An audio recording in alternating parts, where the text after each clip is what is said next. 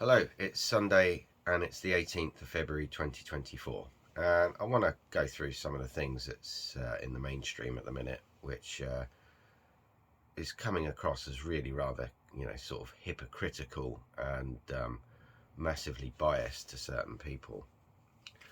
Um, so I want to talk about the Alexei Navalny thing, and I want to compare that really to the situation in the Middle East. Because it doesn't make a lot of sense to me. It just doesn't. I think it's mental gymnastics and hypocrisy on another level. So I don't watch the mainstream for information. I watch it to see what propaganda they're pushing on people, so that I can literally prepare for what crazy things people might come at me with and say, "Oh, did you see this on the news?" And I can sort of like prepare myself for it, because some of it can be quite, jaw dropping what people believe. Now, Alexei Navalny is apparently he's this Putin dissident, right? And apparently he was poisoned by Putin. That's what they claim, right? I happen to think we probably had something to do with that, and so we could point the finger at Putin, because we seem to have this terrible habit of doing things like that in the Western world, or well, not we as the people, but the alleged leaders. Yeah. Um, so Alexei, went to hospital. I think it was in Germany, and then he flew back to Russia and was quite quickly arrested and put in prison, where he's been on trial, right? And then one day, he last week, he mysteriously dies in his prison cell. Now, which I don't think that's right, because I think everyone's got a right to life, right? But he dies in his prison cell, and dementia patient Biden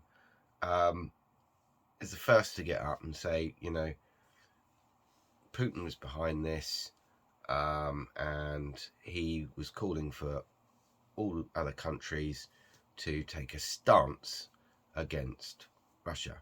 And we know what happened the last time we took a stance against Russia. All of the prices went through the roof, didn't they? Yeah. Now, I find that, this global call to action massively hypocritical, and for this reason. Because when Netanyahu is flattening what's remaining of the land once called Palestine in Gaza, and according to mainstream media, has killed 27,000 plus men, women, and kids and babies, and dropped bombs on hospitals, and claiming that the T group is somewhere in these tunnels underneath the hospitals. And quite frankly, I think this is happening so that they can wipe these people out and then rebuild it as their own. I did a video on it called Disappearing Palestine, which ironically, one of Labour's MPs came out and with this exact scenario. And I did a video on it months and months ago, because if you are really awake, you will understand that we do fund these T groups to go and destabilise people's countries and cause havoc in there.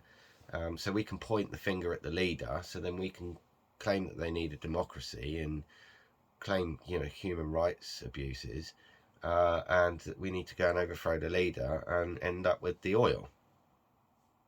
Yeah, that's that's not some conspiracy. That's been proven. That happens a lot.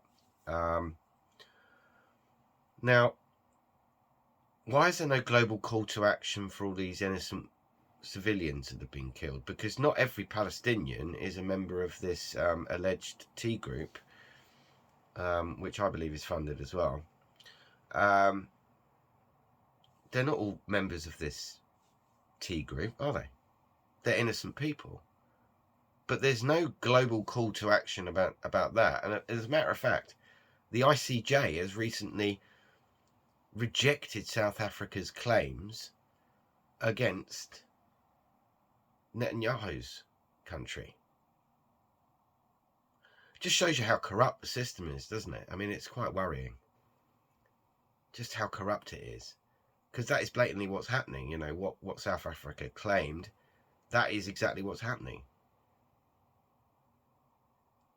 I think that's all I've got to say on the matter. So, you know, be good, and I'll see you in the next one.